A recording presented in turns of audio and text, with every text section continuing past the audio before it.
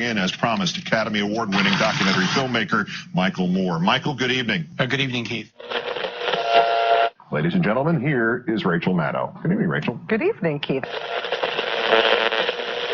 There's been a spike in the desire to own guns in Connecticut. Statewide, over 90,000 guns have been authorized for sale. You know how I feel about it. You want answers? I think I'm entitled. You want answers? I want the truth! You can't handle the truth!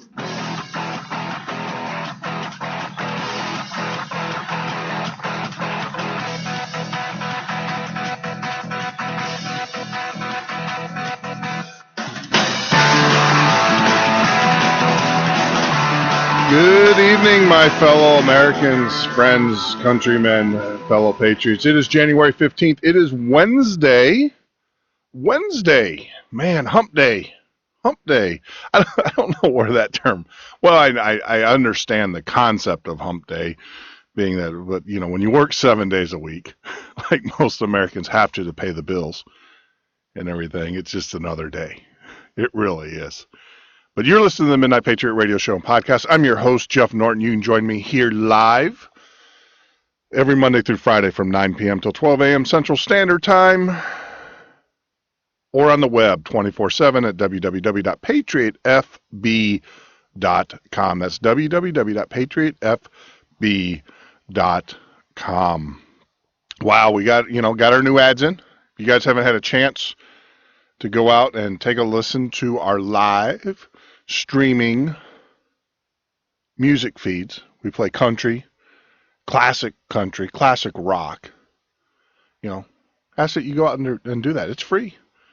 Take a listen. Let us know. If there's any music that you want to hear on Patriot FB Radio, send us a CD. Send us the CD. We'll get it ripped. We'll get it in there. Now, because of legal terms, I can't send the CD back to you. It's got to stay in our archive. That's we're asking, and we are getting a lot of response from the listeners out there, and I appreciate it. We appreciate it.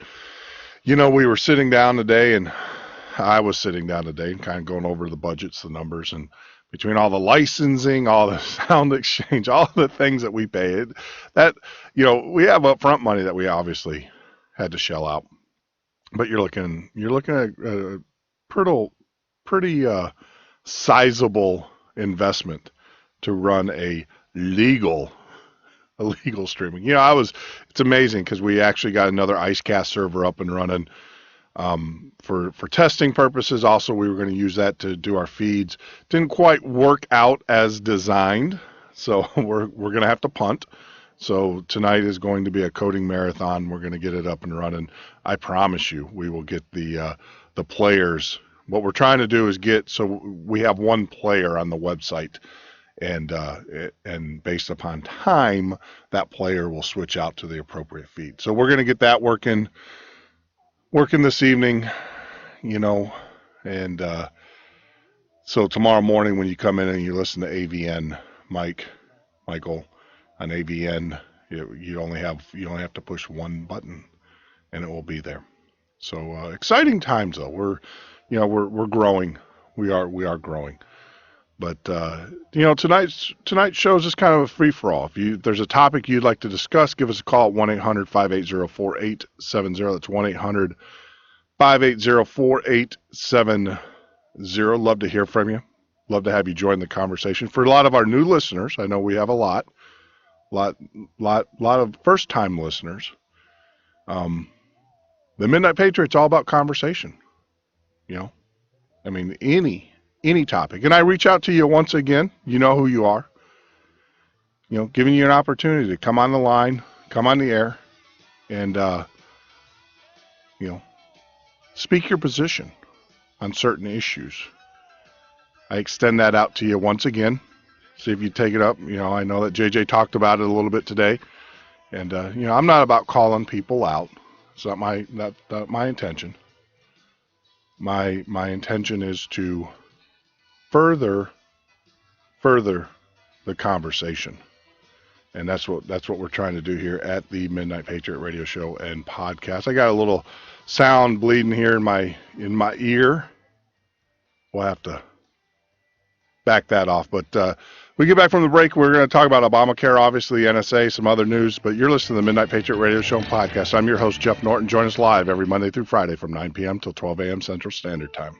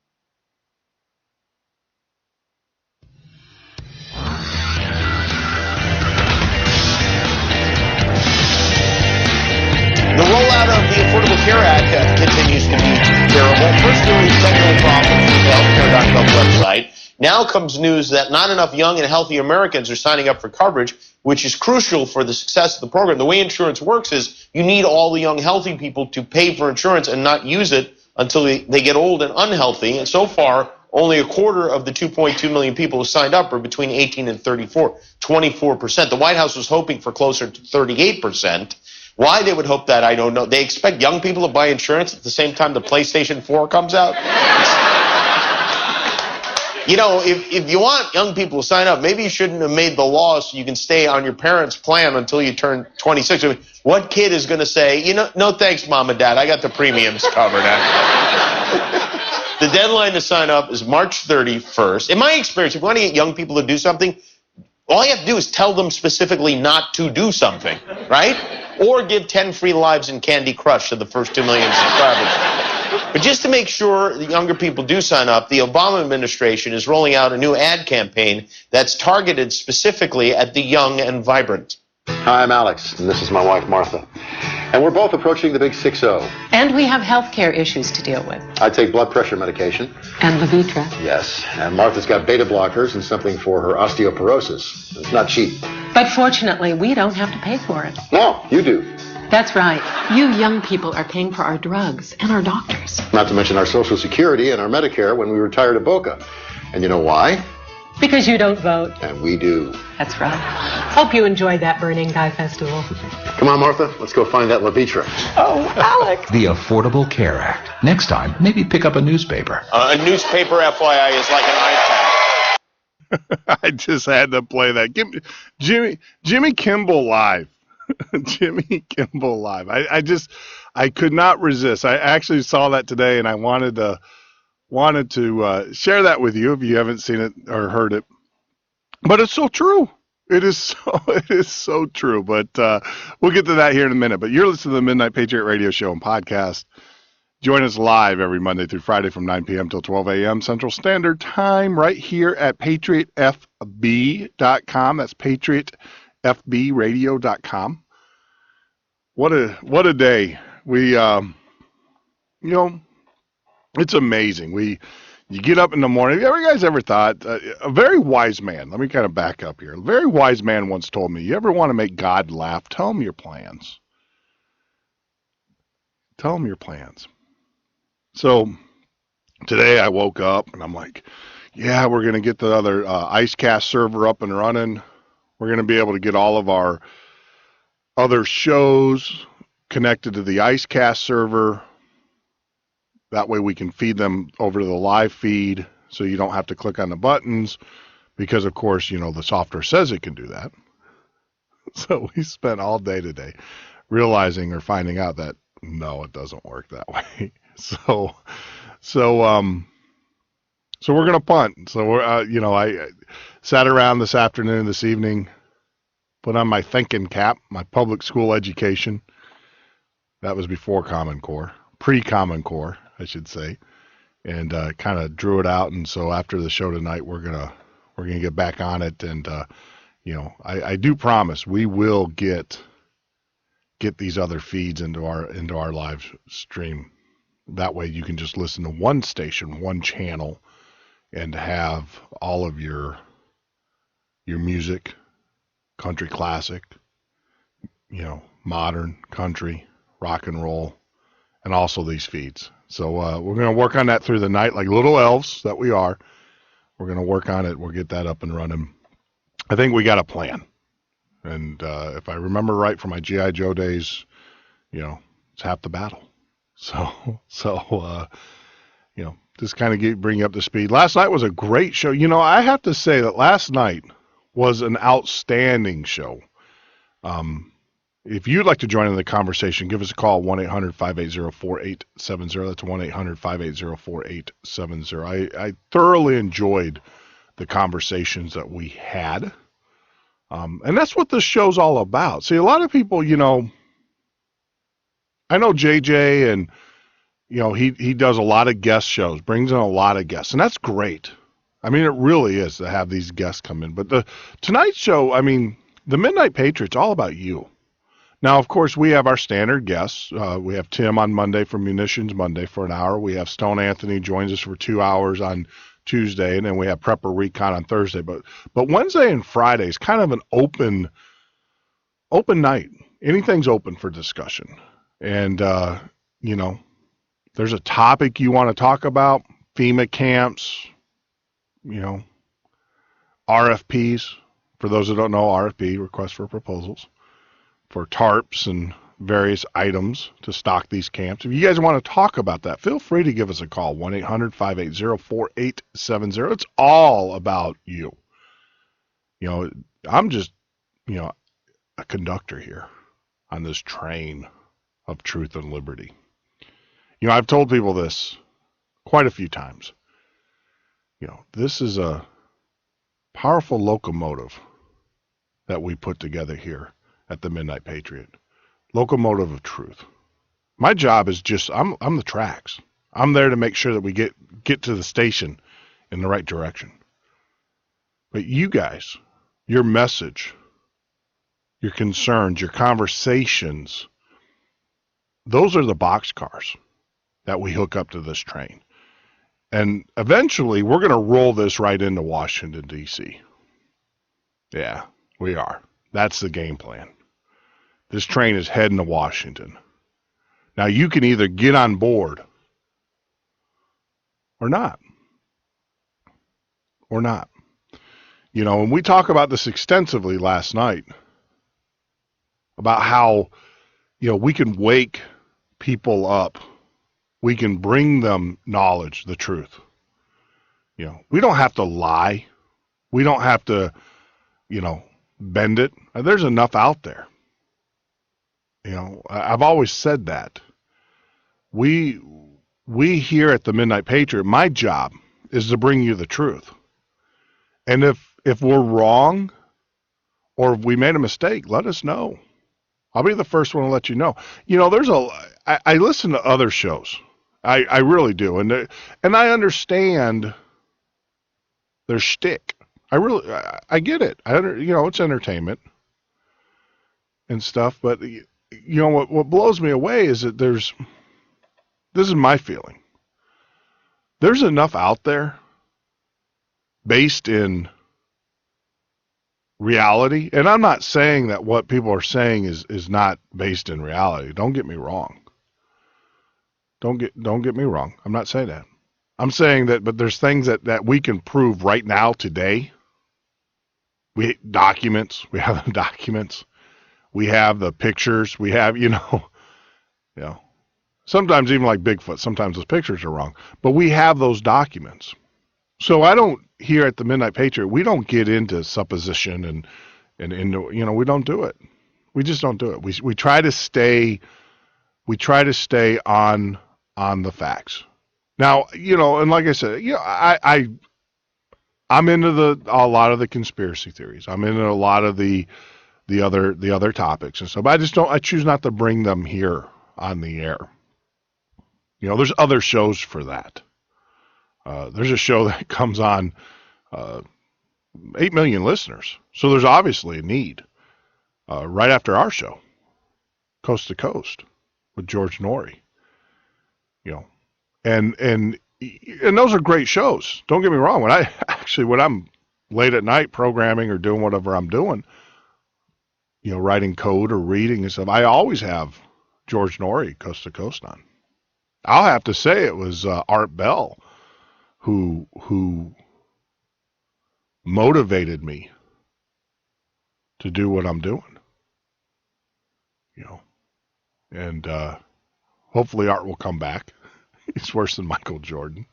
Worse than Brett Favre. He's the Brett Favre of radio. Off and on, off and on. And I understand where he's coming from. I really do. I get, you know, there's some issues and stuff like that. This last one with the Sirius, I'll have to tell you, I was deeply disappointed. I actually was going to hook up my XM, all that, get it so I can listen to Coast again. But something told me to kind of hold off, and I'm glad I did. Because for those that don't know, Art returned to XM to Sirius. That lasted about a month, and then he went off. There were some quality issues, and I understand what he's saying. You know, I understand exactly what he's saying, and unfortunately, because of legality and stuff, he's off the air. He's got a non-compete, non-disclosure. Non-compete, more importantly. So he's off the air until that non-compete's off. I welcome, I hope, his return. I can't wait. Sounds like he's doing the right thing by keeping it free, open, and everything. And his show, unlike ours, highly revolves around audience participation. I mean, it really does, and that was one of the issues, was getting those callers in. But if you'd like to join in the conversation, like I said, the lines are open. The airwaves are here. It's 1-800-580-4870. That's 1-800-580-4870. Love to have you join the conversation. But wow, what a night, what a day. Still got a lot more work ahead of us after the show, but I look forward to it. So what does this mean? What are we doing? We're trying to drill down. We are going to be adding so many shows here in the next 2 to 3 weeks in the podcasts. And, we have the banners up here, and what we want to do is go to one banner, Patriot Radio. And then you can click on that. Now, we will have a schedule so you can actually see what's coming up. And we have had, it is funny. It's the cobbler's children. That old saying, cobbler's children shoes. Everybody else in the community has brand new shoes or nice shoes. The cobbler's kids don't. And it's funny because, we actually have a professional production house. If you go out to the Patriot Radio FB when it's playing, you'll hear the ads, and those are actually all professionally produced and everything, and we have those done for us. I can't tell you how many times I've asked the other, including myself, to put together promos for their shows. I'm still waiting, guys. Still waiting for those promos. So we can do that. I'm going to do mine actually after the show tonight. I'm going to fire up the microphone and get mine done for the show. So we'll have one banner, Patriot Radio, and of course then we'll have a schedule that you can click and actually see the schedule of the show. And then during the day you just put it on Patriot Radio and let it ride. Between shows, we're going to obviously be playing music. During the shows, obviously, we're going to have the shows. But we're growing. We're learning. Please bear with us. But going back to Jimmy Kimmel, I couldn't resist. And I just couldn't resist it, to be honest with you. I had to play. And it's so true. And it goes back to the naivety of this administration. Now, you got to ask yourself, either they are completely incompetent or we are standing at the abyss of hell. And seriously. And the reason why I'm saying that, it almost feels like it's hell on earth. Do you not get that feeling? Do you not feel or get a sense that we live in a society and a culture of just complete resistance to God's will? You not see that? I was on the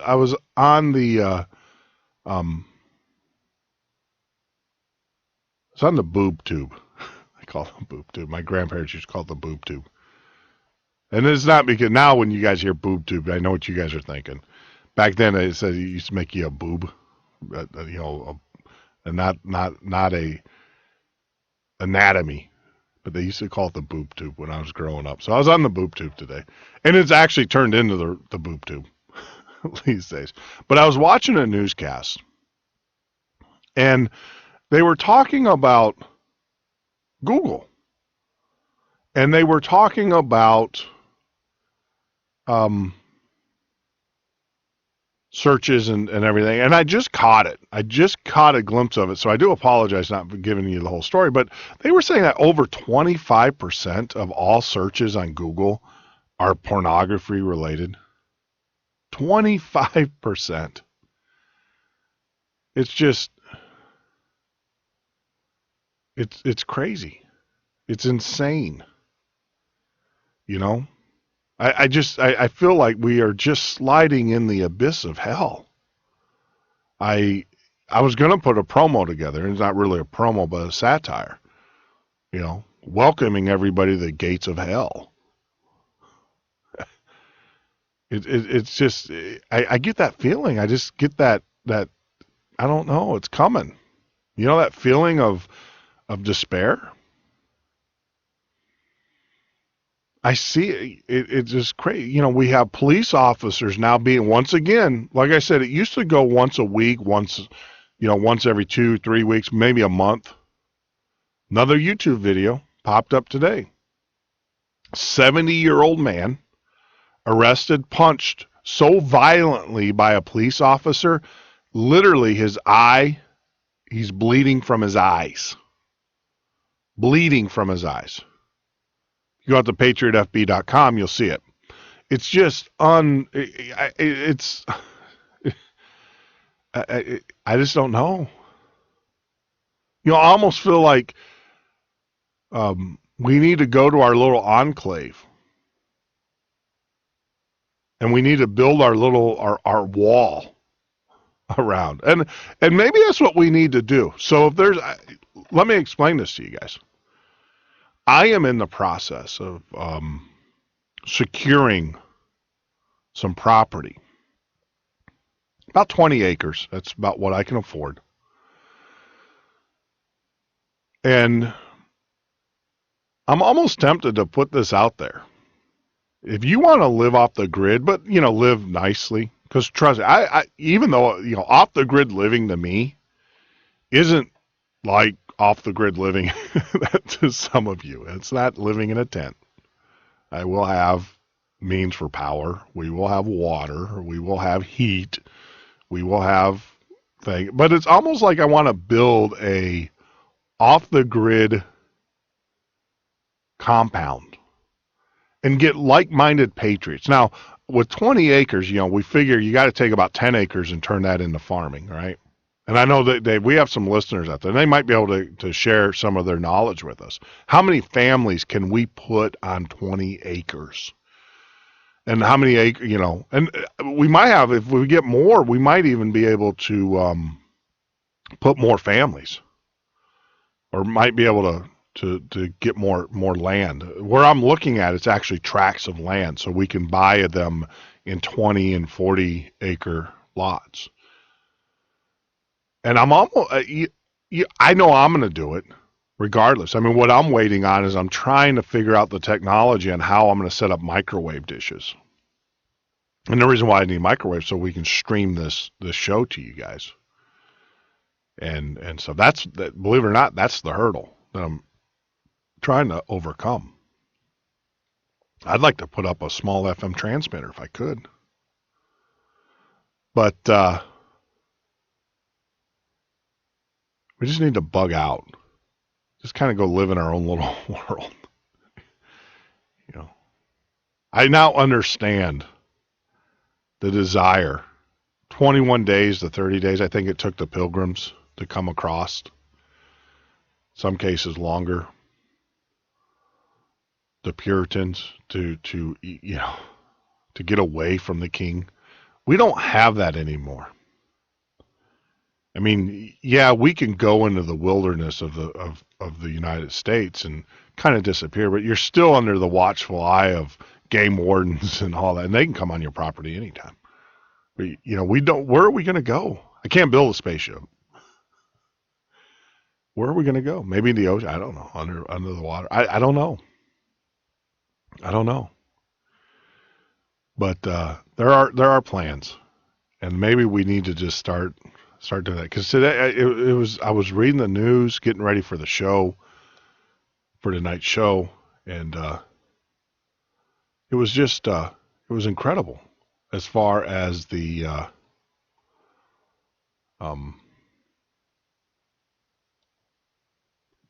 abyss. You know, we are just literally as a country, as a society, just slipping away. Slowly and surely. And it's like our leaders just don't, I don't know, do you agree with me? If you don't, you know, give us a call, 1-800-580-4870. Love to hear from you. But I just get a feeling that our leaders are, you know, our elected officials, they don't care. I mean, they got their bug out plans. They got their underground shelters. They got their islands. They got their other countries they can go to. there's a lot of places that they can bug out to. What about us? But I was thinking about that. But getting back to Jimmy Kimmel, either they're ignorant or they're completely throwing us over into the pits of hell. And the reason why I say that is that that Jimmy Kimmel spot was dead on. Was dead on. That needs to be the national advertisement for Obamacare. Because basically what the government has done, and we talked about this, and let's keep it simple. Let's not get all complicated and everything. Let's just keep it simple. What they did is they took the wealthy or the upper middle class or the middle class or whatever, the older, the aged, the AARP members, and they shifted the burden of their health care on to the young couples, the young people. But then they told the young people that you can stay on your parents. It's kind of like a Ponzi scheme, a perpetual Ponzi scheme. But you can stay on your parents. It just doesn't work. And now the government, we're finding out, is now going to be bailing out the insurance company. So there's a part of me that says that I don't think it's willful ignorance. I really don't anymore. I think they just threw us into the abyss of hell. And I don't know. We got a caller. So, hey, caller, you're listening to the Midnight Patriot. What's your first name and where are you calling from? This is Joe. I'm calling from the middle of the country, from Kansas. How are you doing, my friend? I'm doing all right. I was calling to talk about your land deal. I don't know if you've seen this, but there's a group of people out there that are putting together a seasteading. Yeah, it's like land setting thing. Have you seen that? I have. I've seen. Well, I've seen stuff similar. I haven't seen anything like this, but I've seen where there's some people that are talking about putting together like a super yacht and everything. But I don't know about you, but I don't have $10 million laying around. So but tell me a little bit more about the sea setting. Is that the same concept or is it? Well, basically what it is, there's a group of people out there, and they're trying to build these stop sign-shaped boats, I guess, and that way they can interconnect them as they grow, and what they are trying to do is get people out there, that are like-minded people, like you said, that, because, what is it, like 12 miles out, you're in international waters? Yeah, you are. Well, yeah, you can have all the freedom you want as long as you can duck the hurricanes. That'd be my thing, Yeah. And that's the Go ahead. Well, no, I mean, that's the thing, too. I mean, it's a great idea, but you're talking to a guy who has spent a lot of time bobbing around in the ocean in sailboats, and even the Great Lakes here in a sailboat. I love sailboating. Don't get me wrong, I love boating, but I just there are times in my career, especially at my age, as we start moving up in age, where the good old dry dirt is a good thing. And I'm not, like I said, I'm not discounting it. I think it's a great idea and stuff. If I was 20 years younger, and I would probably be for it. And but that tells you. I mean, people are just trying to jump off this, trying to jump off this country, and go somewhere. And you can't go to the European. You can't go to Central South America. You can't go to even Canada is actually looking very promising. But if you don't like the cold, that's one of those things as well. I mean, it's just, I don't know. We got to do something. And so I was sitting around today going, well, I've got 20 acres and that I'm looking at, and maybe we can get 40 acres and get like 4 or 5 families together and, farm it. And, see, that's a great idea to get a community going. Yeah, get our own community. People. Yeah. you know, and everybody's got their own little thing they do, you know. Some people are good at gardening, some people are good at maintaining power plants and blah, blah, blah, you know. Exactly. And everybody contributes. We all contribute. Everybody finds, you know, I was watching a documentary not too long ago where there was a community that they do that out in Arizona. The problem that I had, you know, this is the thing that just irks me sometimes about the prepping community. Well, I don't want to say I don't want, it's not right the throw, but they were showing this documentary and they're talking about these people that live off the grid and they're out in Arizona. They're out in the desert, actually in New Mexico. Right. And they're all sitting there, and they have their own little, you know, but they live in, you know, it's almost, it's squalor. I mean, they're free, don't get me wrong, and they're probably the happiest people alive. That's not for me, though. And the other part of it is that halfway through the documentary, they're like, oh, we all got to load up in our one truck. You know, Bob has a truck, so we're all going to load up in the truck. And guess where they go? They go into the city to get food from the government. They actually get, you know, subsidy from the government. And I'm like, well, wait a minute, that's not how I want to live. And I think that's the thing is that I believe that if we got 5 families together, 5 or 6 families or individuals together and stuff, I believe that we could build a compound or our own little enclave. And I believe that we could live, and I'm not talking about living in shanties or motor homes. I'm talking about living in log homes and living in, you know, living with power, living with the, you know, with wind power or solar power, having water, having heat, having food, having, you know, I believe we can do it. I'm solely wholehearted believe we can do it. And well, you know, there's nothing that we can't do as a community if we put our heads together. You can build anything. Yeah. I mean, it's a matter of working together. And if you were to take that one step further to where, you know, like once or twice a week everybody joined in, like one meal together where they all sit around and talked about it, you know, you really didn't have that separation where people tend to fade away from certain ideas for over a time, you know what I mean? Yeah, exactly. And this way you could keep a nice, close community. And I think you're on to something really good there. It's just a matter of getting it done. And then you got to look at, well, okay, somebody, you know, in that community is going to have to make a buttload of money because the government's just going to tax the heck out of it. Well, and that's the thing, and let me kind of tell you where I'm heading with this. Is that my number? All right, so there's a couple things. Number one, I have a daughter, and this is my game plan. I have a daughter who is going to be starting high school here in the next couple of years. So we got about 4 more years before she goes off to college. Right. The other part of it is that you know, I'm in a position in my life and what I've done in my training and my background. I can work from anywhere in the world. I literally can. Right. I've done that. I mean, I've worked from a sailboat and you know, worked from out, you know, in another country. As long as I have internet or as long as I have a microwave dish or a GPS system, a sat phone, not a GPS, but a sat phone, I can work from anywhere in the world and I can keep my income level where, you know, where it's comfortable. So my game plan, I'm just going to lay this out there. My game plan is this. I got 4 years. I'm going to secure this property.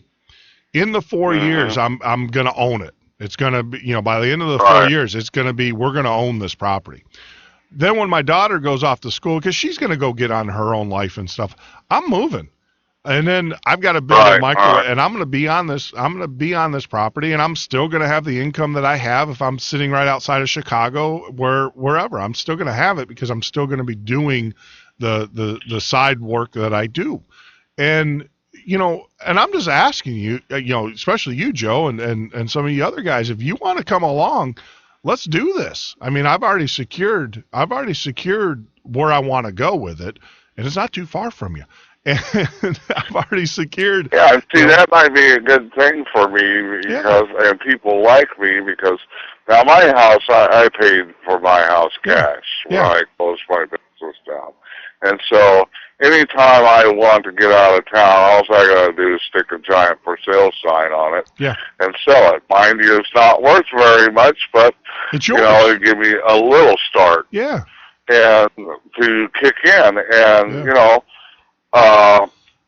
it's just that I was looking at log home kits, like a log home, and and these aren't huge houses or anything like this. These are these are 2-bedroom log home kits for $64,000 for the basic kit. And of course you would have to put in the plumbing and all the accoutrements and all that stuff.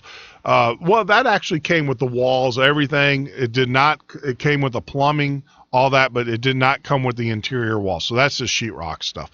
But for me, for Sandy, our kids are all gone, so we could have a wide open place with a fireplace. I don't know.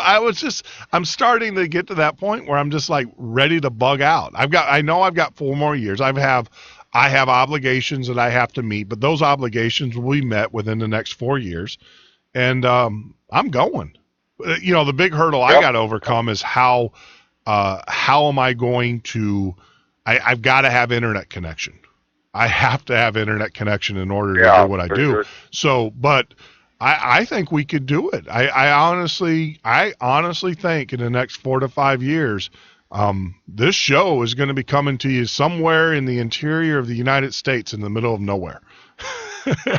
And stuff. Don't be surprised. And that would be so awesome for fellow preppers to see stuff like that, because then you can really do day-to-day reviews on how solar power works, what's the best way to do it, how wind power works, what's the best, I have a buddy who does production TV work in Chicago.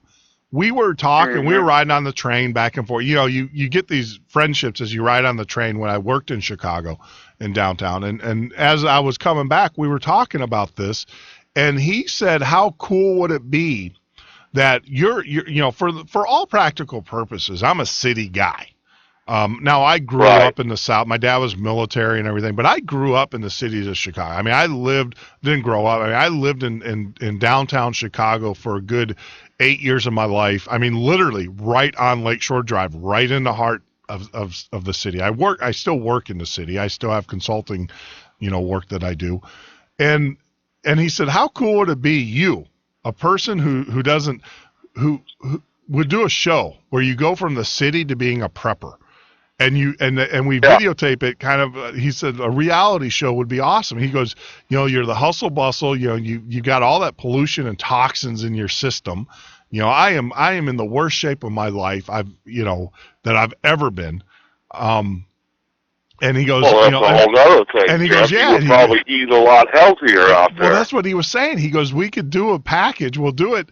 We'll put it together, and then you'll just start from scratch. And we'll, kind of like, all right, here's the land, and here's the, you got to build your log home, and then you got to build your solar panels, and you got to put in your septic system or whatever you want to use. And we were talking about it, and after today, for some reason, that idea, we talked about it a year ago.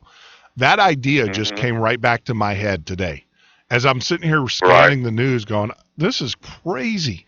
And I don't know, I might reach out to him and say, hey, look, let's put a package together and let's pitch it to an A&E, or, let's pitch it to some, and this guy's done this. I mean, he's worked on a couple shows. I don't know if you remember, he worked for Canada Broadcasting Corporation, and they did a similar, and it's one of my favorite shows in the whole wide world, and it was this amazing that he actually was on it, or was, worked on it.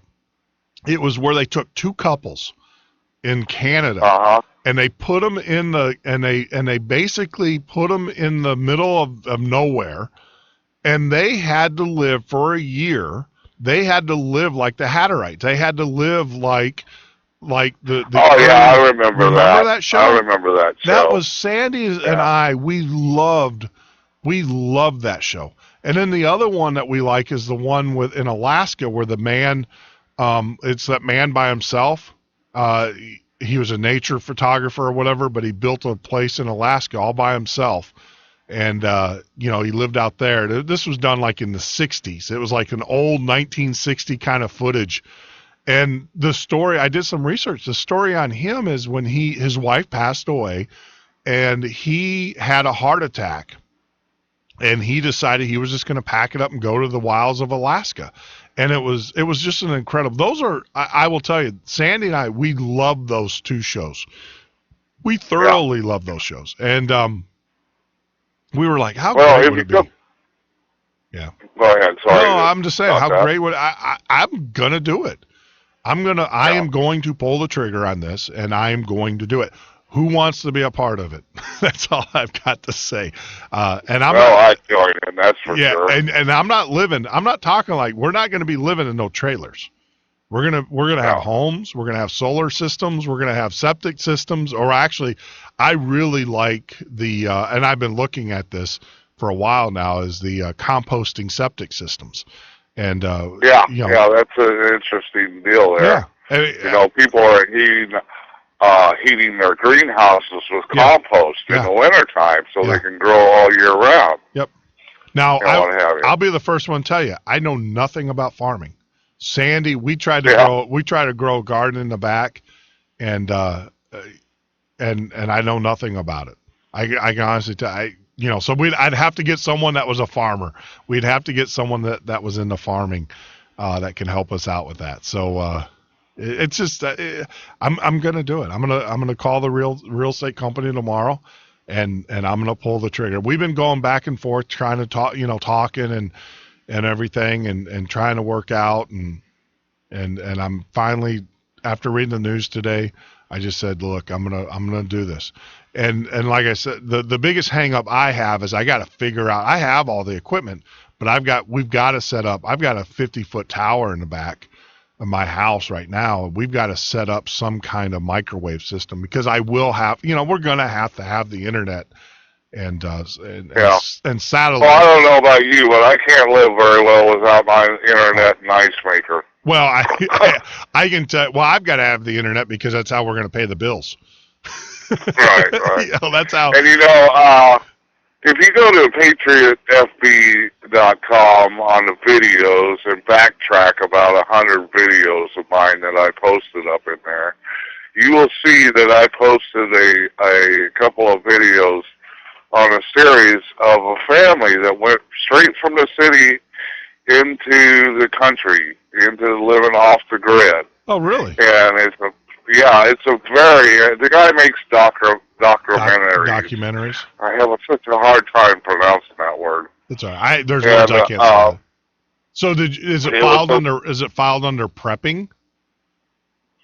It might be.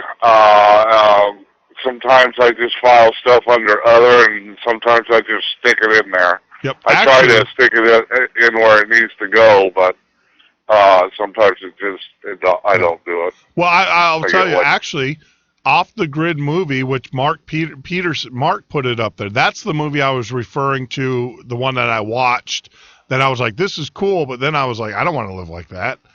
I have no desire. Yeah, I don't want to live in a tent or in a camper for the rest of my life. Yeah. Good Lord, I want some room to roll around in. I can. And here's another thought about that also.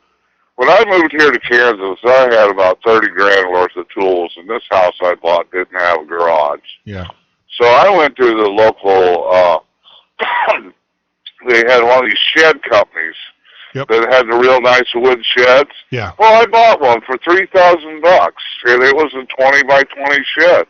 Now, that would make a nice little cabin. Of course, it's got no insulation in it or nothing inside of it. But it's well built. You can drag it out there, set it up, and then put everything you need inside of it. Yeah, I mean, there's Amish cabins and stuff. I mean, and I've done enough research on that, is that you see, and I think that's the problem. I will tell you, it's kind of, I'll give you a little Sandy and I, we lived in the city of Chicago, and then we decided that we wanted to move. Sandy didn't like the city. She was in a shopping mall, and and someone flipped her off or did so, typical city mentality. Yeah. And so she's like, we're moving. Yeah. So then we moved here to Wisconsin. We built a huge house, I'm talking this thing was big. It's the biggest house that Sandy and I ever lived in. Even when we, my mom and dad or her mom and dad, it was huge. This house was huge. Sat on a 1/4 acre corner lot, just this huge. We were so miserable from the day you would think that, and we had it built. It was a custom built home. You would think that, we're living the dream. We're sitting there living that. You would think that we'd be like all happy. We were miserable from the first day we moved in. We were like, oh my God, this is crazy. You got to clean. Our weekends were either mowing grass, shoveling snow, or cleaning the house. A nonstop. It was a nonstop thing. We were miserable. I will tell you, we were miserable. Luckily, we got rid of that house before the market crashed. We unloaded it before the market crashed. We kept it for the 2 years and then got out of it. And then right after we sold the house, the market went belly up. We are now living in a home. It's 2 bedrooms, bath upstairs, bath downstairs. It's not, but it's I would say it's like 1/8 the size of the house I literally, Sandy's in South Carolina. We were talking, visiting our oldest. For me to clean the house from top to bottom, I can clean this whole house in literally an hour. That includes mopping the floor, sweeping, everything. Because for some reason, we got into this notion that bigger is better. And a lot of people do that. Your quality of life is horrible because think about it, you spend your weekends just cleaning and doing all this stuff where, like I said, I can let something out. Sandy, she sweeps every day when she's here, but I can do it every 3 or 4 days. I'm in trouble now because she's listening to the show and she's going to say, you're busted. Right. But the thing I know exactly what you mean because I bought the biggest house on the block one time in the town I lived in, and the only reason why I bought it is because I got a good deal on it. Yeah, well, we create more. Go ahead. No, I was going to say we create more headache for ourselves. We really do. The more stuff you have, the more crap that you have, the more stuff you have is the more that's more stuff that you have to manage and take care of and worry about losing. Yeah. Our basement when we came here, Sandy and I are really good. We have this kind of it's an unspoken rule, but rule. If you don't use it in a year, it goes on eBay. We get rid of it. And I'm a gadget fiend, and I got in this phase where I wanted every cooking gadget there was, deep fryers, everything in the house. Of course, it revolves around food with me. Well, now it's like all that stuff's gone. But yeah, we have this rule: if it sits here longer than a year, it's an unspoken rule. If it sits longer than a year, it's on eBay. If you don't use it, it's gone. And unfortunately, our house, we're starting to accumulate stuff again, and now come this spring, we're going to have a massive eBay sale. It's just but it's just I don't.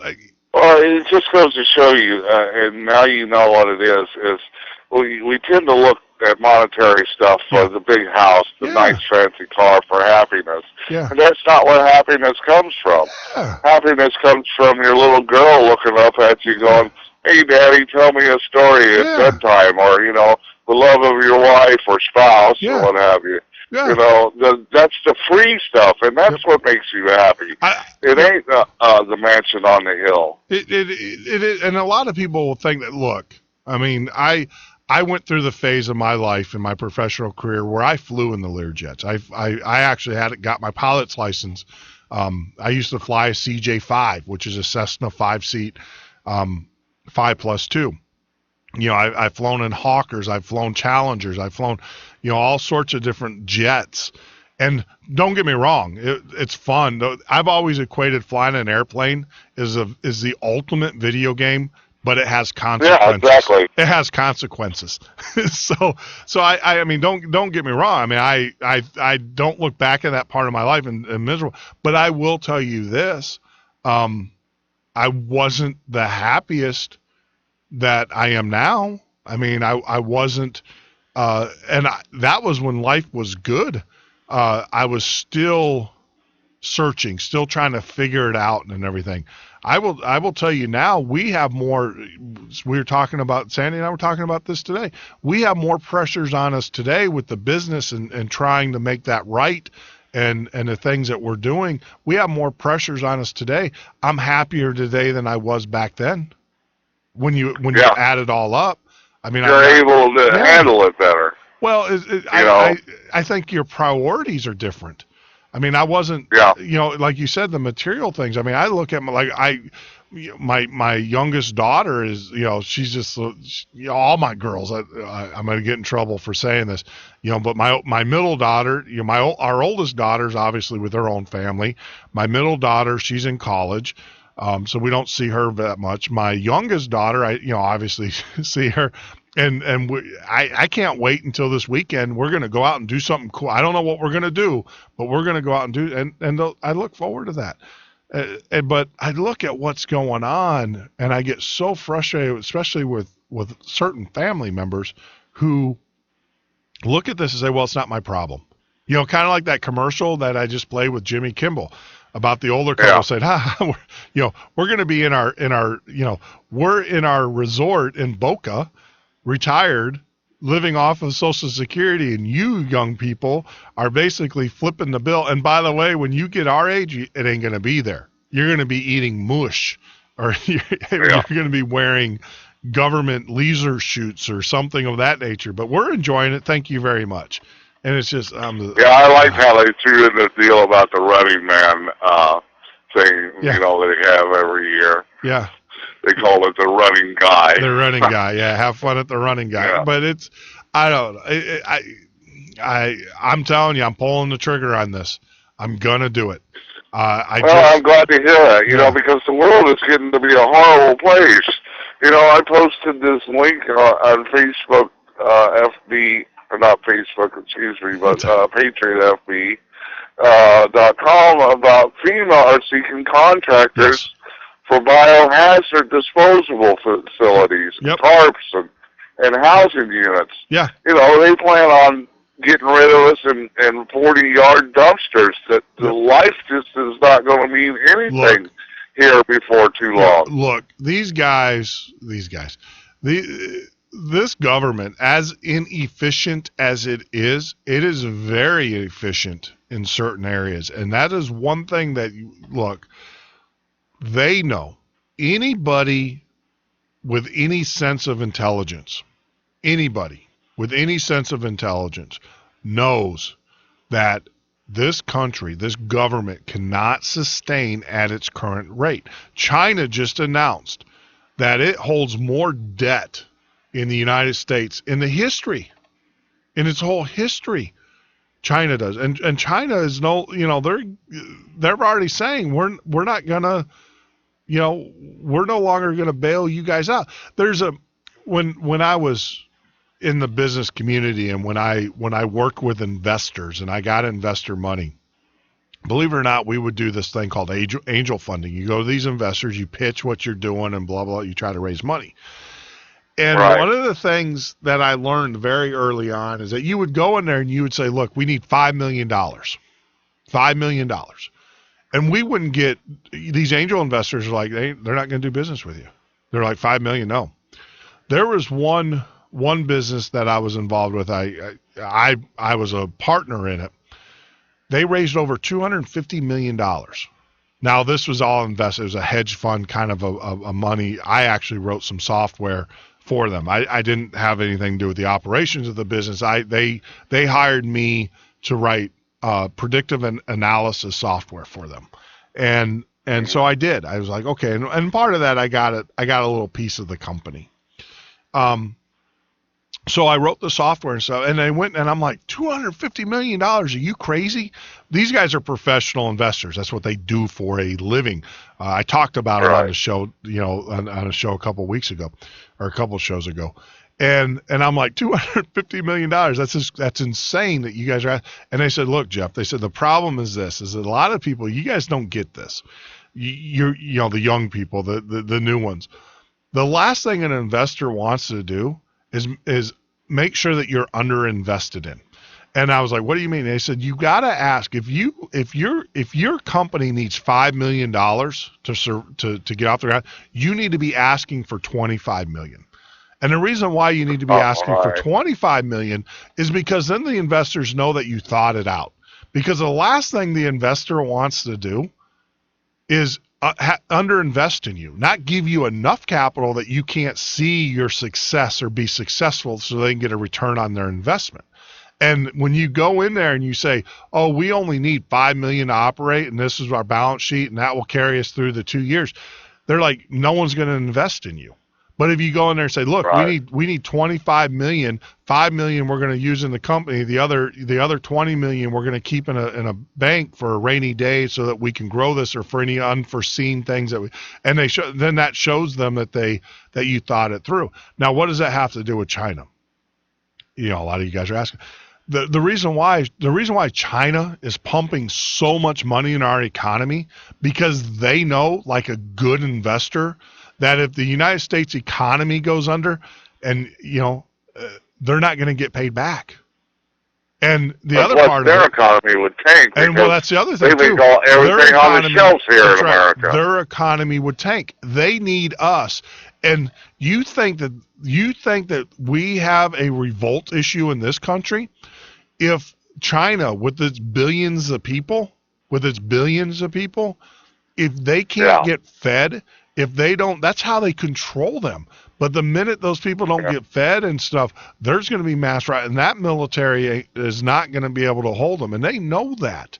There are now in China, you don't hear about this in the news. I hear about it because I have friends that run a website called China Online. And it was, it's a China news, but they're a mouthpiece for the Chinese government here in the United States. It's kind of like RT is for Russia television. China Online actually started out of Chicago, so I know some of the developers. But there are news stories that you never hear about. There are There are literally cities in China right now, cities that are manufacturing cities that are encompassed by military. Literally. Because they are an open revolt. You don't hear about it on mainstream media because the Chinese are very good at hiding, that kind of stuff from the rest of the world. But they literally have military, they have encircled cities because the workers are in open revolt right now. Yep. And, and did you see all the suicide nets they're hanging off the buildings over there? Yeah, where they're exactly. People from jumping out the window. Yep. And you're talking about the efficiency of our government. I like to tell this story, and it's my favorite story in the whole world. When I lived out in Las Vegas, Nevada, the government took over the Mustang Ranch for taxes.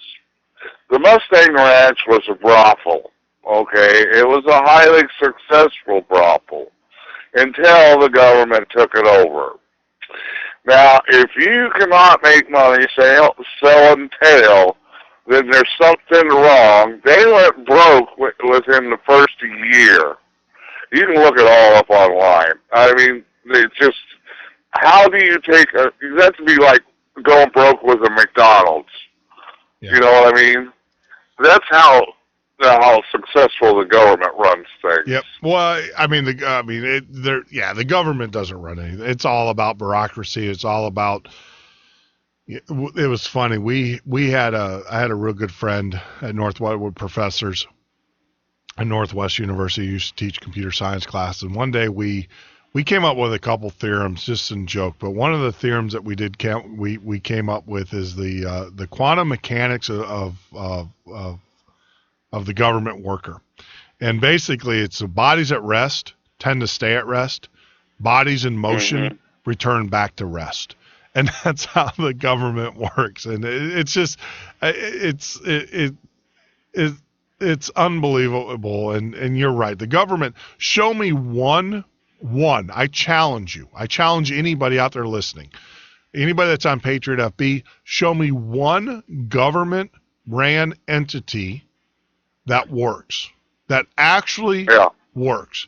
Now, a lot of will argue the military, and I'll say no, that it doesn't work because the military, if you have unlimited amounts of money, it will always, even the most diabolical Ponzi scheme will flourish and will operate when you have unlimited source of income. When the minute that income goes away, it will, and that's why, that's our whole economy of the United States right now is based upon this constant printing of money. And it's just, tell me one government organization that actually truly works. Yeah. And what's really scary about that is only 3% of our money is physical. Yeah. Yeah. It's just, 97% of it is just computer, electronic, made up, zeros and ones. Yeah. Paperware. Paperware. So it's just, it's crazy. So, Joe, man, I appreciate you calling. We got to take a break. When we get back from the break, and stuff, if you want to stay on, I'd love to have you still. I mean, it's no one else. I don't mind if you don't mind listening to me rattle on. I don't mind at all. We'll take a break here. When we get back from the break, we'll cover some other things that are in the news. You're listening to the Midnight Patriot Radio Show and Podcast. I'm your host, Jeff Nortnode. You can join me live every Monday through Friday from 9 p.m. until 12 a.m. Central Standard Time, or on the web 24/7, 365 days a year at www.patriotfb.com. That's www.patriotfb.com. Now, a couple other things, we want to talk about. Obviously, we talked about China holding record U.S. debt. I do want to talk about Harvey Weinstein. I don't know if you guys know what he's doing. Apparently, they're going to try to manipulate the media once again, and they're blatant about it. They're just coming out and saying what they're going to do. But when we get back, we'll talk about that.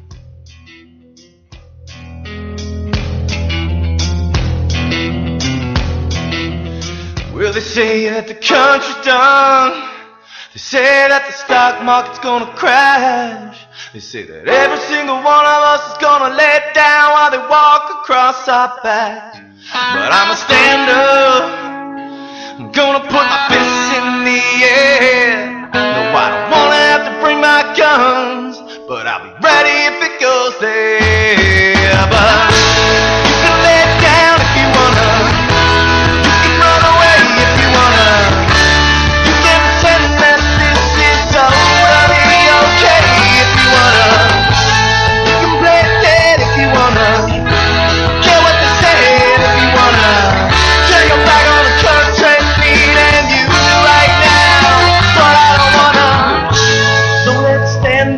Put our fists in the air. No, we don't wanna have to bring our guns, but we'll be ready if it goes there.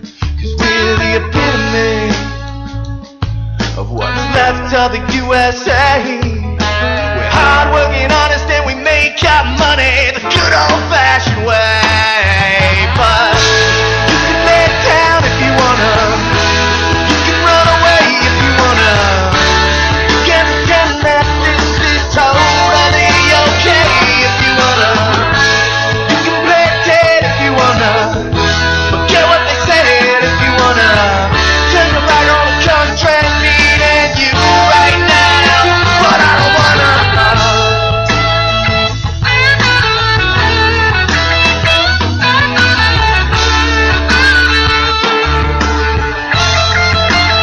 No, I don't wanna.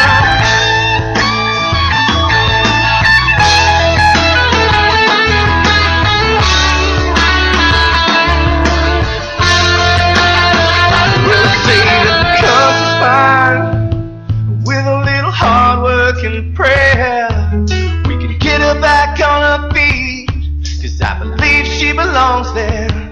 So let's stand her up and brush off the dirt and dust. A lady liberty needs our help from every single one of us. But you can lay down if you wanna. You can run away if you wanna. You can pretend that tyranny is totally okay if you wanna. You can play dead if you wanna. Get what they said if you wanna. Turn your back on the country needing you right now. But I don't wanna.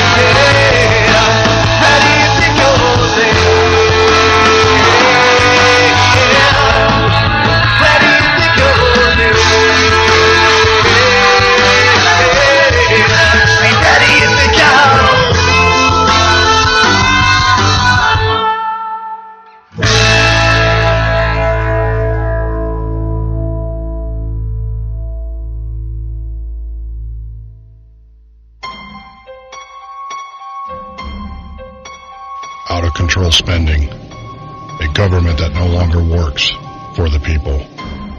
Had enough? Then vote for Stone Anthony for president. Replace politicians with a citizen statesman. www.stoneanthony2016.com. America, welcome home the brave. The brave men and women who serve their country are coming home. Home to their cities and towns. Home to their mountains and valleys. Home to their families and friends. Home to America. Some of these warriors are coming home with wounds you can see, and some with wounds you can't see, like post-traumatic stress disorder. Wounded Warrior Project was created to provide the support these wounded veterans need to ensure their return to America is well-adjusted and successful. But we need your help to ensure that our mission is a success. Help us honor and empower these wounded warriors. Contact us at findwwp.org. America, welcome home the brave.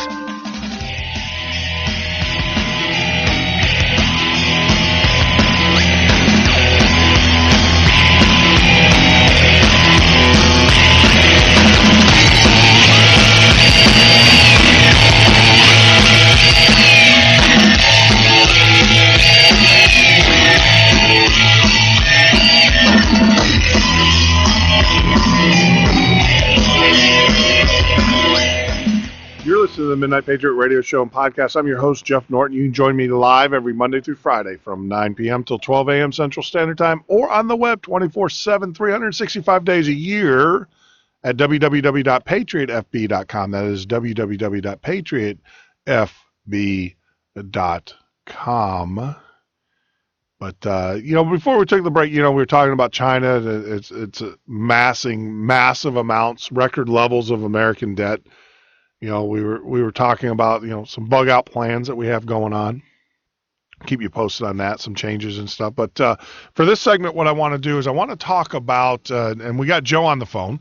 He's a contributor not only to this show, PatriotFB.com, but also FreedomPrepper.com. That's a great site. I mean, to get out there and get prepping news and information. In conjunction with our good friend Mark over at PrepperRecon.com, which has prepping tips and survival and all of that. I mean, we've got it kind of like a great trifecta of prepping news with all the sites and everything. So, Joe, you actually wrote an article for FreedomPrepper.com talking about keeping the guns from the crate. You want to talk about that a little bit? And the reason why I'm asking you to do that, because that's actually a great segue into our next topic. Okay, well, my thing started out on that. That story kind of took on a life of its own. And I started out talking about, a lot of people are not aware of as we put our kids on these drugs, Ritalin, whatever they for ADHD and all that kind of stuff. We are actually kind of messing up their gun rights in the future, because the government looks back at that and goes, well, you've already been proven mentally unstable, and you can't have no guns. And, and I went into a long thing, a dispute about, these people are putting these kids on these drugs because they can't handle them. Well, kids are wild. Think of it as wild creatures. And, because they don't know no difference. They only know how to play, have fun, do whatever it is. Unless you raise them right. And the first 5 years of their life is the most important years of their life, because you get that structure in and they understand that, and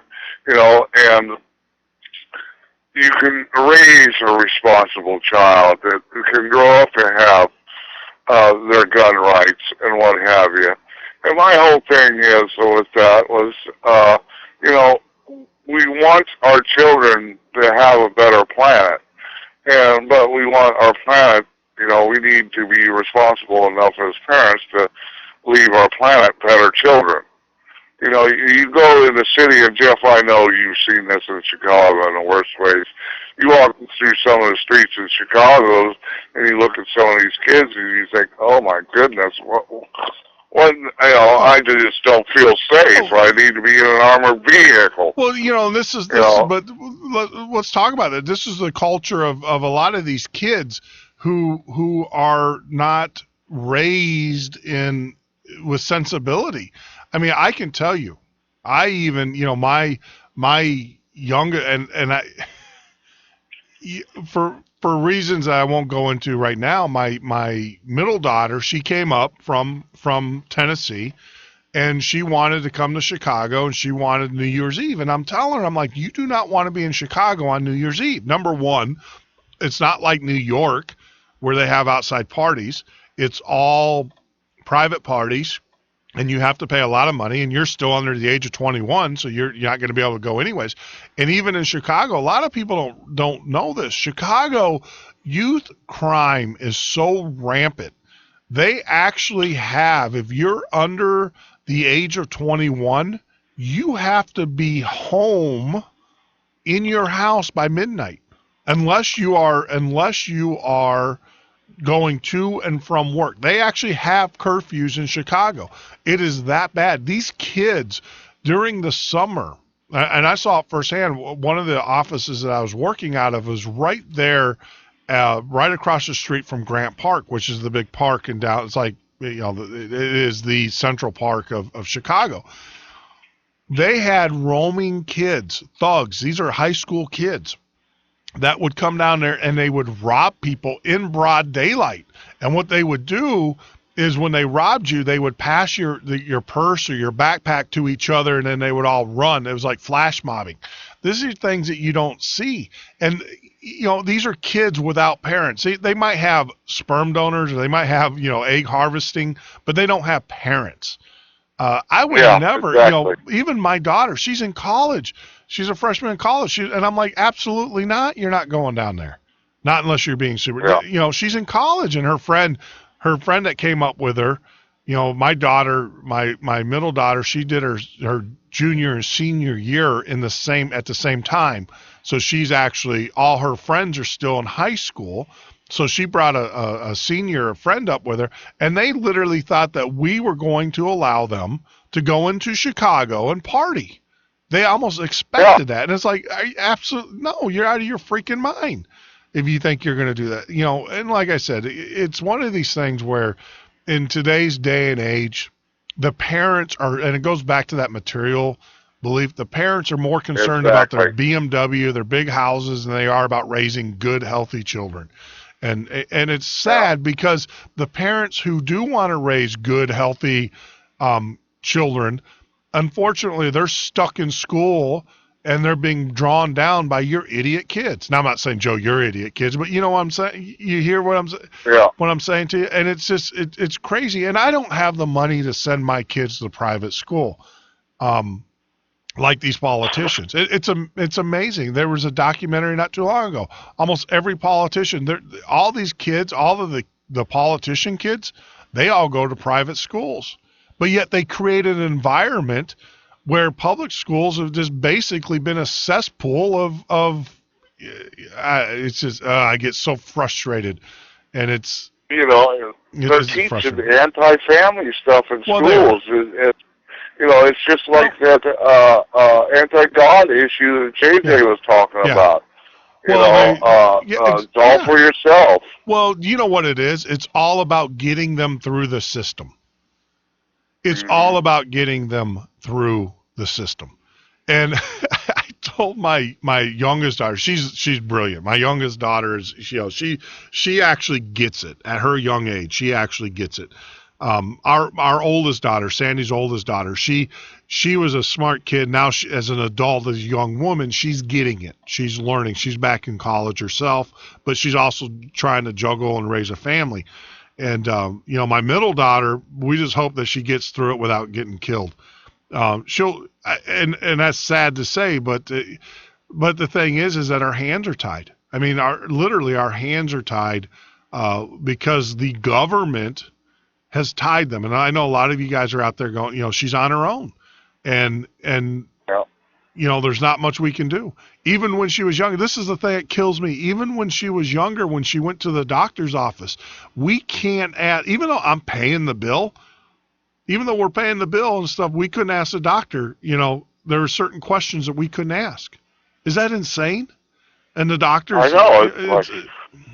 It's just, and so of course you got these kids, these youths out there who think that they're adults, but yet they can't make adult decisions. It was kind of capped off our week here. I've heard, my daughter, well, I'm an adult. I have my own apartment and all this stuff. It's like, yeah, because your mom pays for, we're paying for your apartment. It's not like you have a job and you're paying for it.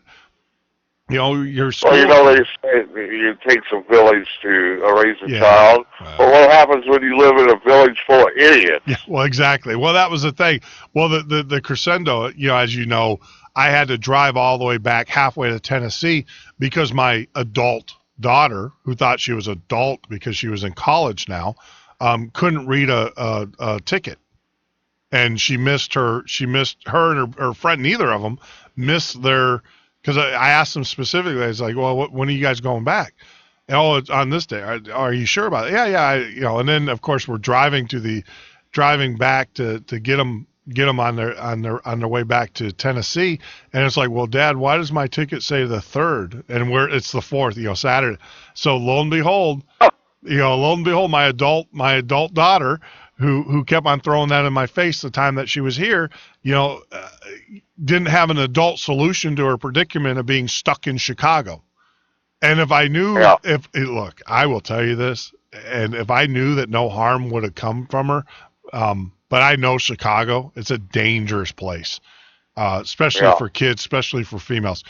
If I knew, I would have let her butt sit there and try to figure out how she was going to get home to get back to school. But the reality of it, I can't do that. So the adult, the adult had to drive, 13 hours, 14 hours in a snowstorm to get so that the kids can get back to school on time. It's just, but that's that mentality. That is that mentality of I'm an adult. But then when it hits the fan, they all turn around and say, and that's the mentality of the American people for the most part. Not us patriots, but most of the American people, they want to act adult, they want to be adult, but when it hits the fan, they turn to the ever nurturing government and ask them to fix the problem. And that's the problem that we have in this country right now, is that we have way too many children trying to be adults. So and it's just, it used to be that because of the way the hardships and just surviving, back in the 19th century, kids grew up, they were smarter than they are today. Yeah. Now they're electronic junkies, and if it ain't on their phone, they don't know what it is. Yeah, I used to. Yep. I mean, the whole time my daughter was here, that's how I talked to her. I text to her. Because she was on her and her friends. It was disgusting. And I know a lot of you out there will take the phone away and throw it, but there's issues there. You can't do that. And you can, but you can't. I mean, what I did is they didn't have access to the internet. I didn't put them on my internet at the house. Right. My son used to text me, or my oldest son used to text me all the time. Yeah. How you doing? Blah, blah, blah. Just normal routine stuff. And I'm like, son, it's way easier to dial in 10 digits on this phone and actually speak to me in person than it is to do all this texting, because I hate texting. Well, almost as bad as I hate typing. Oh, we were sitting at the dinner table texting each other. Yeah, what was that about? It was that bad. I mean, she, like I said, she's of age, and she's on her own, and and you can't. I will tell you, we've had these conversations many a time. We just wanted to just knock the bejesus out of her. You can't do that. You'll go to jail now. You can't discipline your children.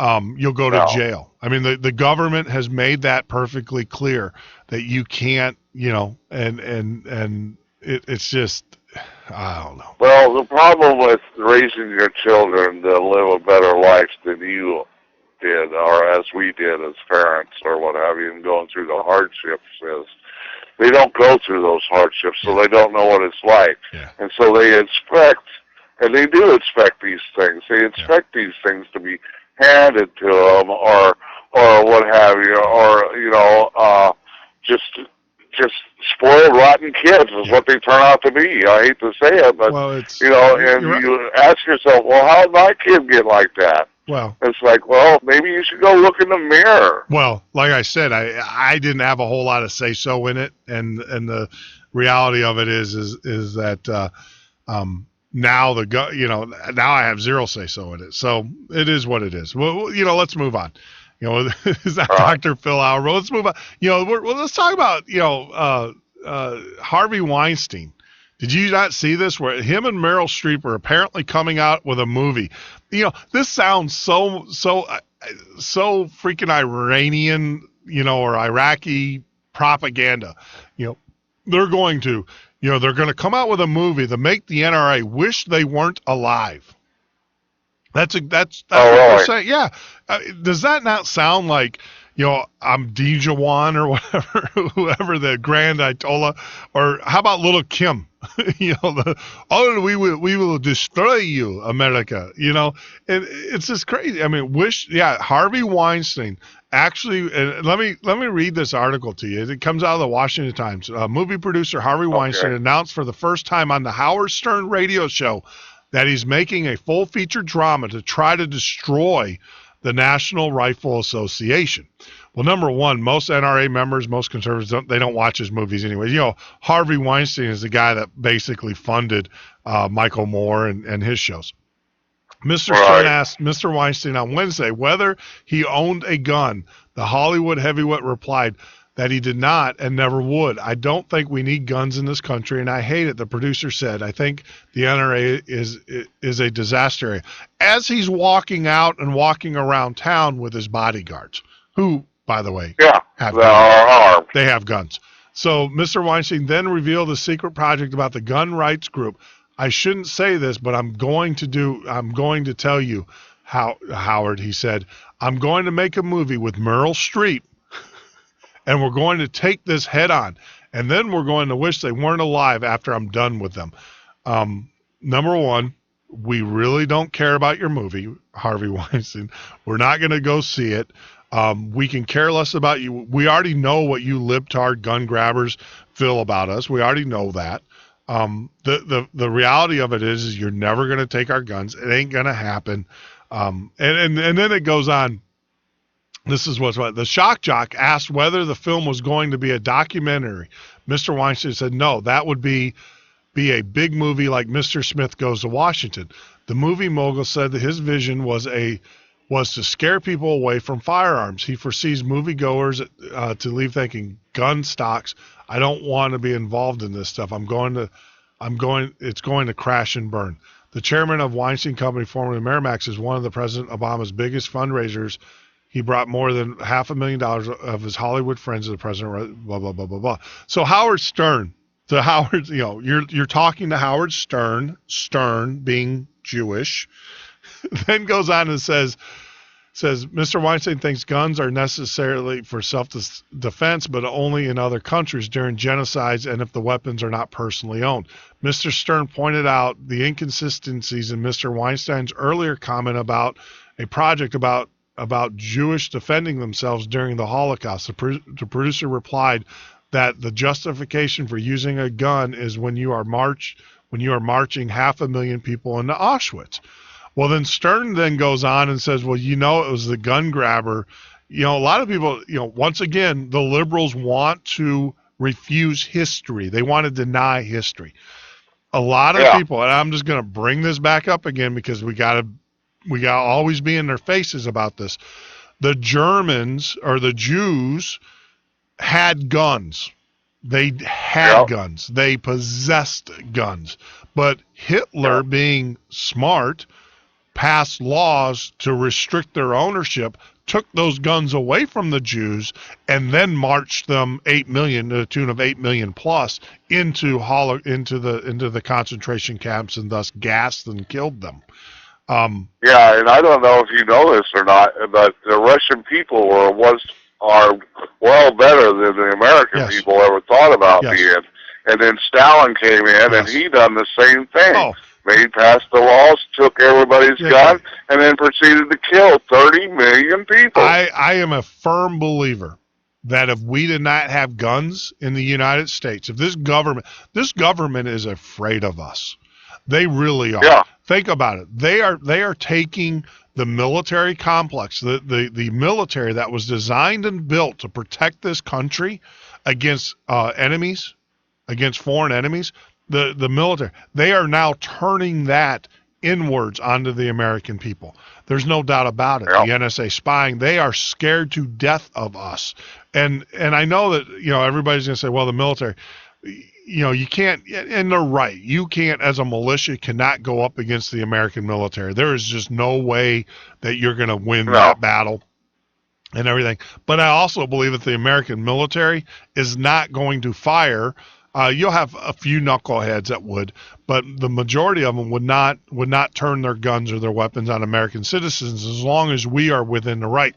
Now, if we strike first, and I know, and this goes into the conversations that have been going around on Patriot FB, if we as militia strike first against our government, our country, we're going to be wiped off the face of the earth, and the military is going to come after us. That. Yes. And I'm afraid to say that we're actually going to have to let a few of us die to where the rest of the sleepy sheep out there will go, hey, wait a minute, what just happened? Unfortunately, I believe you're correct. Like I said, I know that there's rumors floating around, and I want to address those really quick. There's rumors going around where militias are going to start interacting. And at that point, unfortunately, we have to be stricken for, it's kind of like Pearl Harbor. We have to be attacked first. Now, we are under constant attack. We're under surveillance. We're under, persecution. We're under all sorts of different economic injustice. We're under a lot of attack. There's no doubt about it. But we physically have to be physically attacked first. Once we are, though, gloves come off. And I'm a firm believer in that. Exactly. Like I said, I'm not going to go out and provoke a fight. I'm not going to stand in front of my local police jurisdiction, and I'm not going to threaten them. I'm not going to do that, and we shouldn't do that. We should not do that. But I will tell you this: the minute they start kicking in my door and coming through my door, and I'm attacked, and my family's attacked, then all heck breaks loose. And and I want to address, and I know there's rumors going around about the autumn spring. I've heard them. I've actually read them myself. There are groups of individuals who feel that they're going to position militia around Washington, D.C., and the first sign of government oppression, these militia are going to move in and they are going to start the fight. I'm telling our listeners, don't be a part of that. That is in itself a think about it. I am a government. I have a protest, and I knowingly know. Don't think for a minute anything that you're doing is secret. I can pretty much tell you there's probably 2 or 3 inside informants that work for the government that are in your militia groups that are telling them. Yeah. So don't. My thing is that, when you go in for a peaceful protest, but then you have armed people, what do you expect the government to do? Seriously, what do you expect the government to do? You got a group or an enclave of people who are sitting there with guns, encompassing Washington, D.C. The government's going to act. I would want my government to act. Don't do it. Don't do it. Now, here's the whole thing about that. There's enough non-lethal force arms out there. Now, if they were to supply that to the police that were guarding and making sure everybody's safe in the protest, that nobody would get killed, but they're not. They're giving them guns with lead bullets and brass bullets, and they want to kill us. Well, we can't put ourselves in that position. But when they do that, then all hell breaks loose. Then you have the go-ahead, and I think you'll have the American and you'll have the military behind you. We cannot be the instigators of violence. We cannot be. We cannot be the instigators. I'm in full agreement with you. We have to. Unfortunately, you're right. You know, it's kind of like when you get in a fight. You got, and unfortunately, if you got to avoid it at all costs. You have to avoid the fight at all costs. Now, if a guy comes up and sucker punches you, then all heck breaks loose. But you know, that's what we need to do. This whole notion of calling for armed militias to be at the Autumn Spring is a huge mistake. And if you participate in that, you are doing an injustice to the Patriot movement. There's going to be, look, I'm telling you, there is going to be a time in which we will have to fight. But don't be on the side of history that makes you look like the instigator. You can't do it. We can't do it. We have to be better than that. We have to be strong. And I think, you know, to be honest with you, a lesson that I learned a while back, when you're dealing with a bully, ignore them. Seriously, ignore them. It drives them nuts. It drives them nuts. Well, you see what they're doing over in Spain. They're using mirrors. Yeah. It does. It drives the government nuts. Just ignore them. Utterly ignore them. Just go, yeah, whatever. You know, and it will drive. But I will tell you, the minute this government lashes out against unarmed civilians, and the minute it starts, shooting them, and starts imprisoning them, then at that point, we are on the right side of the law. We really are. We can't do what they do, and what we need to be focusing on. We can't lower ourselves down to their level, is what you're saying. Exactly. Well, what we need to be working on is we need to start devising our plans. I mean, I'm a firm believer we need to start doing things that don't involve violence, but that can disrupt them. Like a good quarterback. This is a time of football, so I'm going to use this. A good quarterback will do things to cause the defense to show their hand. We need to start doing those things. And it doesn't include violence. It includes not participating in their thing. Not participate. Go to the bank. Like I said, we need to have a national banking holiday where 3% of us go into the bank and want our money back, want our money out of the account. Yeah. You can do that locally. Go. We need to. When these politicians start showing up in your communities, you need to go there and you need to shout them down. I mean, seriously, you need to shout them out. Look, there isn't a candidate out there who has your best interest at heart, unless it's Stone Anthony or someone that's of that group. These Republicans, these politicians, there isn't one politician, Republican or Democrat, right now in office that I would endorse or I would support. Not one. Not Ted Cruz, not Rand Paul, none of them. A lot of people don't know. I've seen these signs for Ted Cruz for president. Yeah. Well, he's a Canadian. Yeah, he's not even American. He's not even American. I know. But what I'm saying is that these guys don't care about us. They really don't. No, they don't. And so at the end of the day, they care about their own pocketbook and their own family. We need to be shouting them down. Yep, we need to be shouting them down. This is not survival of the fittest. Yep.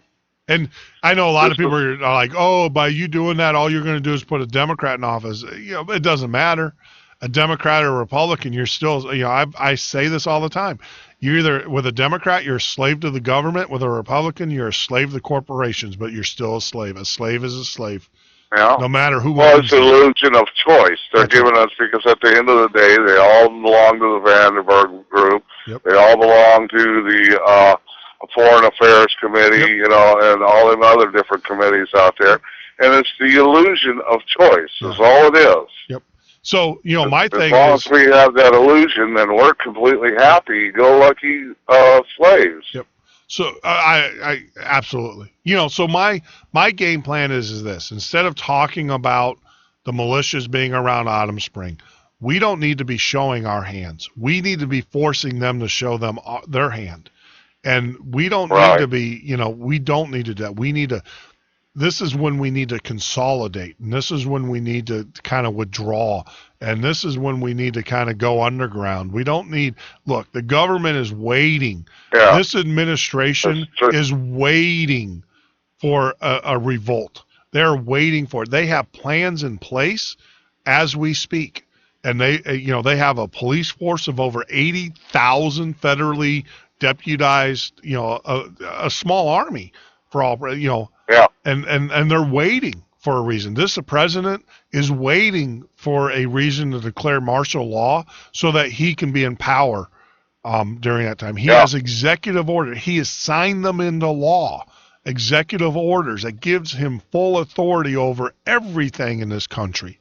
Everything. He is waiting. Yeah, and that would just make his day for somebody, for something like that to happen, to where he could implement that. Absolutely. And I'm going to say one more thing about that is, if you know of somebody out there, patriots, that are planning on violent actions or tend to sway that way, let the rest of your friends, your group know. I'm not going to say turn them into the cops, but let them know so we can take care of it in-house. Yeah. Because we can put a stop to it ourselves. Yeah.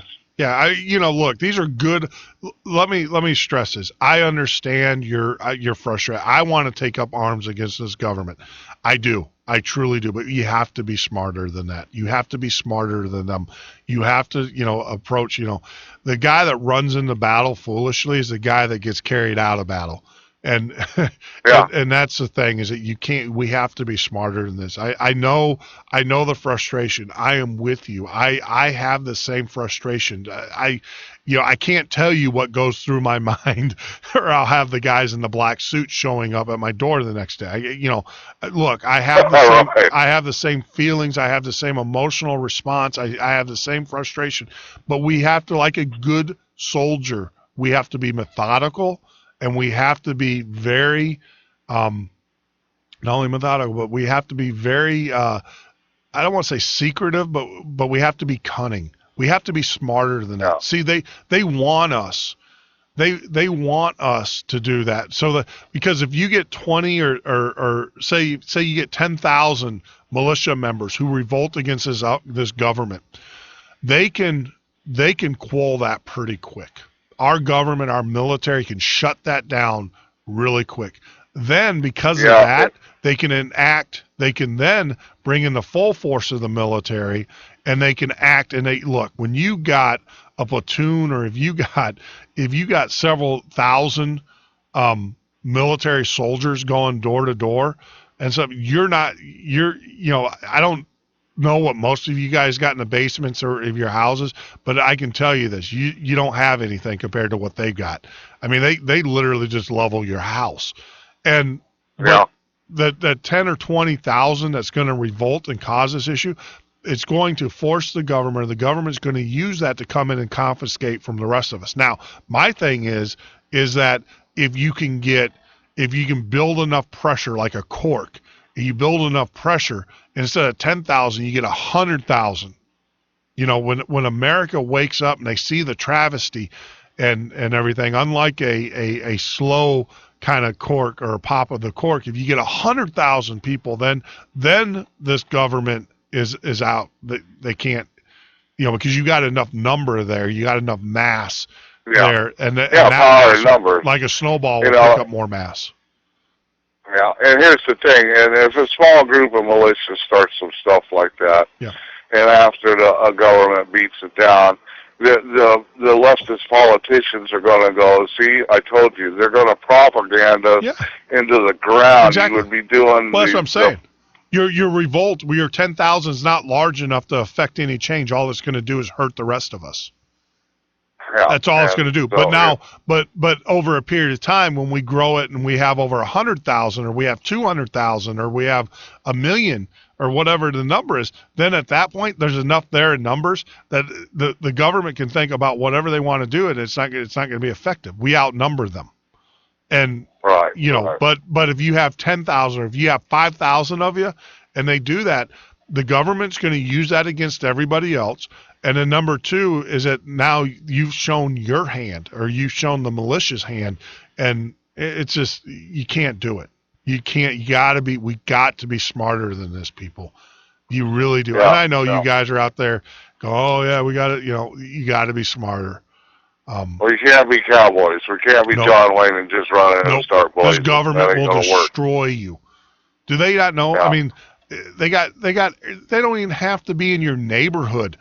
They have drones now that are 30,000 feet flying above your city, and they can pinpoint within inches. They can wipe you out in a second. Yeah, exactly. And you just like I said, there's not enough a militia encompassing Washington, D.C. I know that conversation's out there, and I know people are talking about it. There's not enough of you. And all you're going to do, you're a gnat. And all you're going to do is piss off the government, and we have to organize better than that. We need more numbers. We need more numbers. And we're not going to get the numbers we need if a couple of you yahoos go off on your own and ruin it for the rest of us. Have you ever heard of the town Hardin, doggone it, Montana? What's this? Well, what they did is they built a prison up there and then discovered they didn't have nobody to put in there, so they closed the prison down. Well, they did that in Illinois. Then the government come along and bought that. Now, Hardin, Montana is a town of about 4,000 people. They had their local sheriff and a deputy or two, no big thing, right? Well, then folks woke up one morning and all of a sudden discovered they had a police force of 500 cops because the government moved in there and with their authority and took over the police force. And so the elected sheriff and what have you out. You can look this up online. And the people were raising hell. Hey, we don't want all these police here. We don't need it. Or there's only 4,000 of us here. Yeah. And now there's 1/5 of us that are law enforcement from people we don't even know. And it's like, holy shit, what is going on? We can't allow this, and we can't do anything to create the circumstances to be able to move 500 cops into your neighborhood. That's because they have the prison there. Those cops aren't there for the people. Those cops are there for when they start moving people over there. We have Illinois built a Supermax prison here, and the same thing. I mean, they're going to turn it into a FEMA camp. I mean, it's... Yeah, that's what they did up there in Hardin. They turned that into one of the first FEMA camps there was. It's probably going to be either that one or the Illinois is going to be my next address. So I'm just, but no, I mean, come on, they're going to round us up. It's a matter of time. It's only a matter of time. You don't kid yourself. Don't think for a minute. Well, I mean, I'm in this. I'm in this for the final solution. I really am.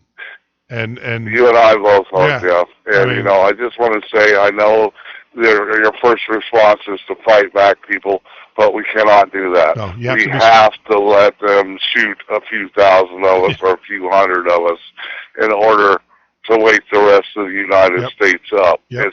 It's got to go down that way. Exactly. But we can't start something to where they start shooting at us. Yep. Absolutely. Absolutely. We can't do our own little false flag thing. Nope. You can't feed into it. They're wanting to feed. They're wanting, like I said, if they can get a small number of patriots to do something stupid, that will allow them to come in and do and to execute their plan.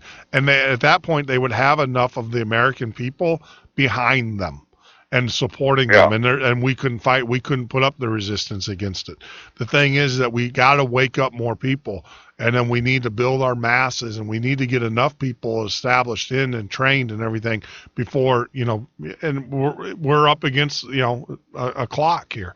And talking about up against the clock, I gotta roll on, my friend. We're gonna go to 11 o'clock tonight, and then call it short. Hey, I appreciate you letting me hang out on the show. I was feeling kind of bummed out. Felt like I was getting in a rut.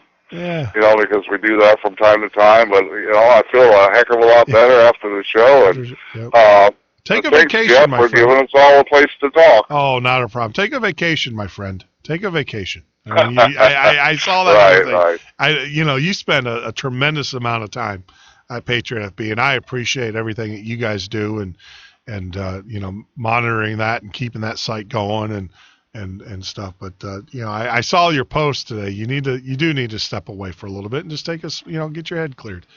It's good for you. Do it on the weekends. So, that's what I typically do. I'll step away on the weekends.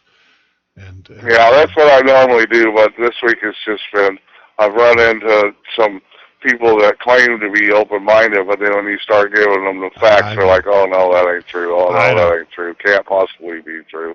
And it's just like banging my head up against the refrigerator door. And with that, I'm going to let you go, Jeff. You have yourself a great evening. You too.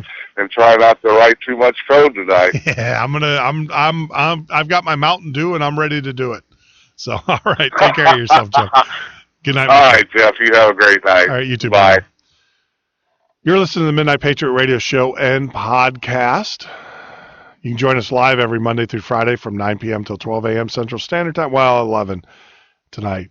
I'm going to cut out of here a little bit early, get some work done and everything. But with that, we will never forget this segment. So I wanted to do this real quick before we wrap up for the evening.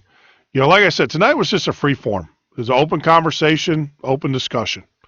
That's what it is. Tomorrow now, join us when we have Prepper Recon is going to be joining us. Mark from Prepper Recon. We're going to talk about all things prepping on Thursdays, and then on Friday we'll have another open forum. So get your questions, your topics together. Give us a shout. Give us a call on Friday. Love to hear from you. But that's what this show's all about. It's all about just communication. Talking and just talking about issues, and you might agree, you might disagree. If you disagree, give us a call, 1-800-580-4870. That's 1-800-580-4870. Love to hear from you. But with that, we want to pay our tribute to our soldiers, the men and women who put on this nation's uniform and are treated horribly by this government and this administration. This is an issue I talk about every night. We can't talk about it enough. We have 22 American soldiers every day, 22 soldiers every day, men and women every day, who commit suicide in this country. That's 22 too many. That's 22 in a day, a month, a week, a year. It's 22 too many. And I'm going to, every time I am on the show, every time I am on another show, I am going to be talking about this issue. This is an issue that we all need to take up.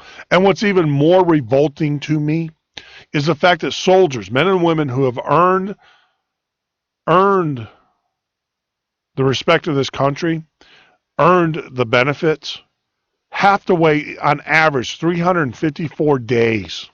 354 days. And in many cases, that's an average. So that can tell you that we have other soldiers who are waiting way past that. That's unacceptable. Especially when I can be irresponsible. I can be an irresponsible citizen and make bad choices in my life, in my family's life. But I can walk into a social service office and I can get benefits. I can get health care, room, board, shelter, food within 30 days. There's something completely wrong about that. Completely wrong. And so I ask you, I challenge you, pick up the phone tomorrow. Call your local congressman, your congresswoman, your representative. Let them know that this has got to change. They need to start protecting the men and women who have paid the price to protect us, protect them. If it wasn't for the military and stuff, those politicians wouldn't be politicians. Trust me. They'd all be looking for new jobs. There would be open revolt on the lawns of DC. They don't get it. They don't get it. And, they're continually, they're passing this budget and they're cutting the benefits of our men and women who have made the military a career. They're not living up to their obligations, their commitments. But yet they give themselves pay raises. They have pensions, lifelong pensions and lifelong health care and lifelong benefits and everything. No more. We need to stand up So if you do anything, if you want to, take up any of the, the fights that we talk about here on the show, that's the one you should take up. We can't have enough patriots calling the congressman, calling your House of Representatives, calling your senators, calling, the president doesn't care. But what about the soldiers? That needs to be our slogan. That needs to be on our T-shirts. What about the soldiers? Maybe I'm going to get a jersey. I'm going to make up a baseball jersey that says 22 on it, and on the front of it, I'm going to say, what about the soldiers? Yeah, great idea. I know we have some creative minds out there that are listening to the show. Maybe you ought to come up with that design, and we'll get them sold, get them out there. But you're listening to the Midnight Patriot Radio Show and Podcast. I'm your host, Jeff Norton. What we're going to do now for a lot of the new listeners that are coming on, we do a segment called Honor the Fallen before we cut out of here for tonight. So with that, I want to continue that tradition.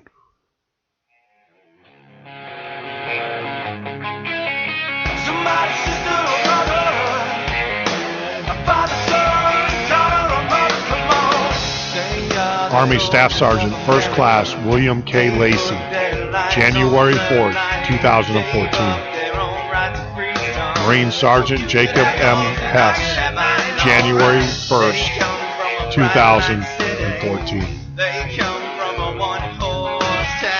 Air Force Captain David I. Loyne, December 27th, 2013. Marine Sergeant Daniel M. Melassen, December 23rd, 2013. Army Chief Warrant Officer, 2nd, Randy L. Billings, December 17th, 2013. Army Sergeant Peter Bullard, December 17th, 2013. Army Staff Sergeant, First Class, Omar W. Forday, December 17th, 2013. Army Specialist Terry K.D. Gordon, December 17, 2013. Army Chief Warrant Officer, 2nd, Joshua B. Silverman, December 17, 2013. Army Staff Sergeant Jesse L. Williams, December 17, 2013.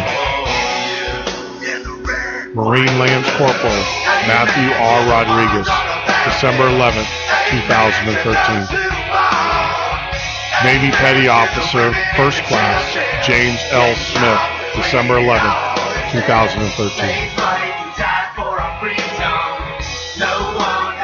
One of the things that we're asking you to do is get a name of a soldier who's paid the ultimate price of your community. Write that name down. Keep them. Say their name every day. Say it once or twice. That's the least we do. It's unacceptable that we know our football heroes or our movie stars, but we don't know the names of the men and women who have sacrificed and paid the ultimate price. I ask about it. May God bless these families. They're in our hearts and prayers.